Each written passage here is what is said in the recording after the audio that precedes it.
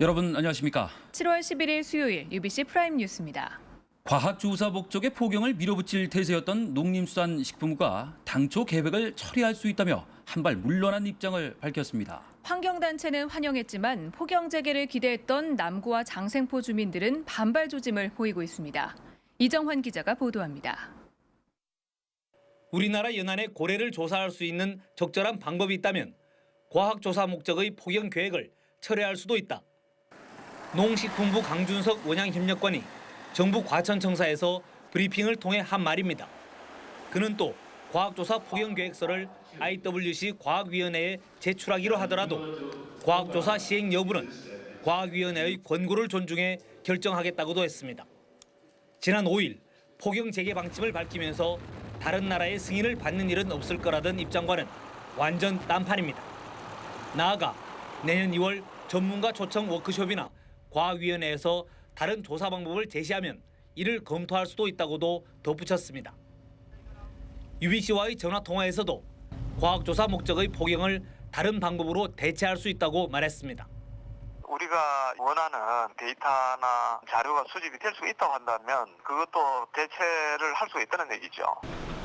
이 같은 발언이 알려지자 환경단체는 반겼고 포경 재개를 기대했던 남구와 장생포 주민들은 즉각 반발하고 나섰습니다. 일부에 주장하는 그 주장에 흔들림 없이 정부 차원에서 적극적으로 우리 지역 울산을 중심으로 하는 제한적 포경에 대해서 귀를 기울여줬으면 하는 바람입니다. 일각에서는 국내외 부정적인 여론 때문에 정부가 과학조사 포경을 사실상 철회한 거란 관측까지 나오고 있어 비추가 주목됩니다. UBC 뉴스 이정환입니다. 정부가 국제포경위원회에 과학적 조사 포경 계획을 통보한 가운데 고래연구소가 지난 2009년부터 연구용 돌고래를 포획해온 것으로 나타났습니다. 국립수산과학원 고래연구소는 지난 2009년부터 올해까지 정부로부터 240마리의 돌고래 포획 허가를 받아서 지금까지 참돌고래 등 9마리를 잡았다고 밝혔습니다. 고래연구소는 고래 포획 방법을 작살해서 그물로 바꾼 데다 기술과 장비 그리고 인력이 부족해 지금은 연구용 고래를 잡지 못하고 있다고 밝혔습니다. 현대자동차의 4년 연속 무분기후 기록이 깨질 것인지가 오늘 밤 결정됩니다. 이 파업 찬반 투표를 마친 노조가 이 시각 현재 개표 작업을 하고 있습니다. 현장 연결합니다. 김규태 기자 전해주시죠. 네, 개표 작업은 별다른 문제 없이 순조롭게 진행되고 있습니다. 개표는 당초 오후 3시부터 시작될 예정이었지만 전주 공장에 투표함이 늦게 도착하면서 예정보다 3시간 가까이 늦은 오후 5시 반부터 시작됐습니다. 개표 결과는 빠르면 잠시 뒤인 밤 9시를 넘겨 나올 걸로 예상됩니다.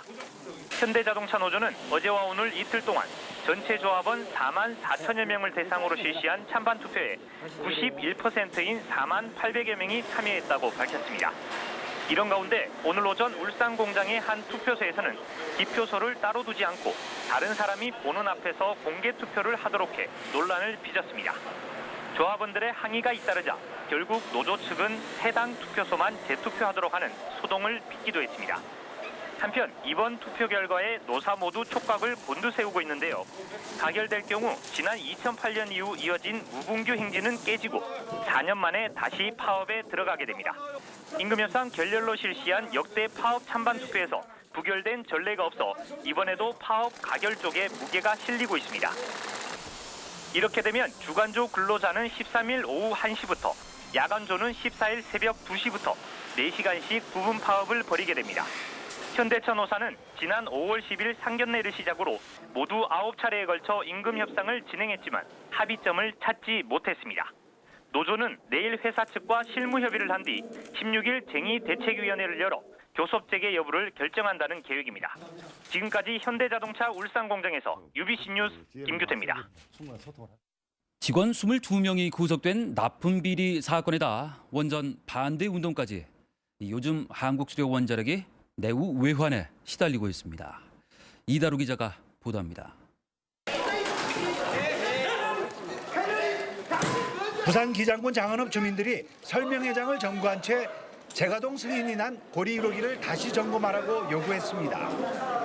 울주군 서생면 주민들도 이번 검찰 수사에서 안전성 문제가 다시 불거진 만큼 수명이 다한 고리 1호기를 폐쇄해야 한다고 주장했습니다. 고리 1호기는 안전성이 입증이 안 되었고 우리 서성면에서도 고리 1호기만큼은 절대 폐쇄돼야 한다고 주장합니다. 한수원은 모든 간부들이 청렴 사직서를 제출하고 대국민 사과문을 발표하는 등 진화에 나섰습니다. 검찰 수사 결과 발표에 따른 전 직원들의 자성 및 광고의 탈퇴를 다짐하기 위해서. 하지만 환경단체는 이달 말까지 고리 1호기 폐쇄를 위한 1만 명 인증샷 운동에 들어가기로 해 반대 여론이 드세질 전망입니다. 뒷돈을 통해서 부품을 납품했다는 것 자체는 고리 원전의 안전성에 치명적인 문제가 있다고 생각이 됩니다. 특히 수명당 고리 1호기는 당장 폐쇄로 가야 된다고 생각하고 있습니다. 검찰의 납품 비리 수사로 원전에 대한 불신이 더욱 커지면서 내년으로 예정된 신고리 5, 6호기 원전 건설 승인에 차질이 불가피할 것으로 전망됩니다. UBC 뉴스 이다루입니다. 하루에도 몇 번씩 들어오는 스팸 문자 메시지. 어떻게 내 전화번호를 알았나 하실 텐데요. 이 무려 550만 건의 개인정보가 인터넷 통신업체 대리점 직원들에게 넘어가 이 스팸 문자를 보내는 데 이용된 것으로 드러났습니다. 개인정보는 중국 해커들로부터 넘겨받았다고 합니다. 윤경재 기자가 보도합니다. 한 인터넷 사이트에 개인정보를 판다는 글이 올라와 있습니다. 시도 때도 없이 오는 스팸 문자와 광고 전화의 원천인 개인정보를 사고 파는 것입니다. 경찰에 붙잡힌 28살 김모 씨는 중국 칭다오의 조선족 해커 집단에게 개인정보 해킹을 의뢰했고 해커들은 한국의 은행과 인터넷 통신업체 고객 명단을 넘겼습니다. 이렇게 해킹한 개인정보는 우리나라 국민 10명 중 1명꼴인 550만 건. 김 씨는 개인정보를 건당 10에서 50원에 다시 팔아 1,600만 원을 챙겼습니다. 올달 걸 7만 7천 개 정도. 그럼 얼마나 이속에 한 200 정도 준 걸 기억하고 있는데 좀 많이 올랐죠. 해킹한 개인정보들은 인터넷 통신업체 영업사원들에게 넘겨져 스팸 문자 메시지를 보내거나 광고 전화를 거는 데 이용됐습니다. 경찰은 일부 통신 영업사원들을 위주로 개인정보를 거래하는 암시장이 활발히 운영되고 있는 것으로 파악하고 있습니다. 1년 전에 고객 확보한 자료는 1년 후에는 위약금이 소멸됩니다. 그래서 경쟁업체가 그걸 이용해서 고객 유치를 한 겁니다. 경찰은 김 씨를 구속하고 개인정보를 사들여 2억 3천만 원의 부당이득을 챙긴 영업사원 9명을 불구속 입건하는 한편 달아난 김 씨의 공범과 중국 해커들을 쫓고 있습니다. UBC 뉴스 윤경재입니다. 낮 한때 호우주의보가 내려진 가운데 빗길 교통사고와 도로 침수 등 비 피해가 잇따랐습니다. 조인호 기자가 보도합니다. 부산 울산 간 고속도로에서 승용차 한 대가 빠르게 달리더니 가드레일을 들이받고 뒤집힙니다. 이 사고로 운전자 34살 정모 씨가 그 자리에서 숨졌습니다. 운전 부실 같기도 한데 뭐 어제 비가 오고 뭐 이러나 그런 것 같네. 앞서 어젯밤 10시 반쯤 중구태화동 북부순환도로에서 37살 박모 씨가 몰던 승용차와 나란히 달리던 47살 장모 씨의 승용차가 부딪혀 3명이 다치는 등 빗길 교통 사고가 잇따랐습니다. 오늘 오전 10시 10분쯤 울주군 온산읍 화산리에 한 비료 저장 창고에서 불이 나 10분 만에 꺼졌습니다. 소방당국은 창고벽 전선이 심하게 훼손된 점으로 미뤄 빗물로 인한 전기 합선 가능성을 조사하고 있습니다. 도로 한가운데 물웅덩이가 생겼습니다. 갑작스러운 도로 침수로 삼산동 일대 교통이 2시간 넘게 마비됐습니다. 주민들은 지금까지 침수된 적이 없었다며 도로 옆 건물 공사 때문이라고 주장했습니다. 공사를 하면서 도로 지하 수위가 떨어졌다든지 도로 침하가 되고 우수 관로가 같이 침하가 돼서 진행이 안 되는 걸로. 한편 비와 함께 바람까지 불면서 오늘 하루 울산을 잇는 항공기 16편이 무더기 결항 사태를 빚기도 했습니다. UBC 뉴스 조인호입니다.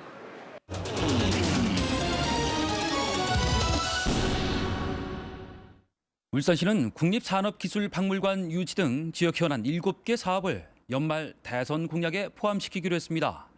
울산의 미래를 좌우할 중요 사업인 만큼 일찍부터 서두른다는 계획입니다. 김익현 기자입니다.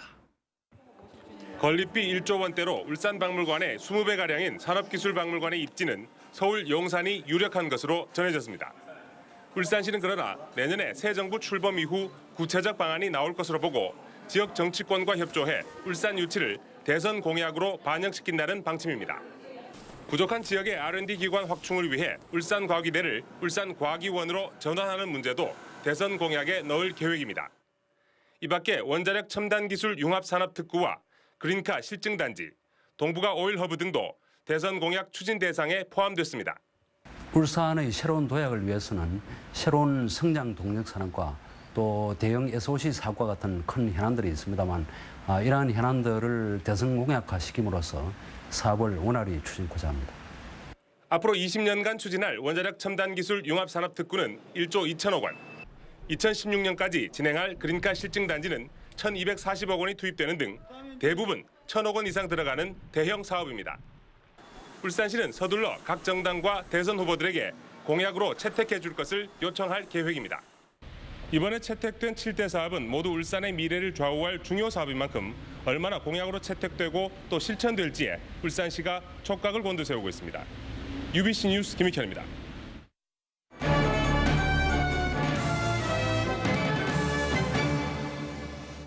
광역시 승격 15주년 기획.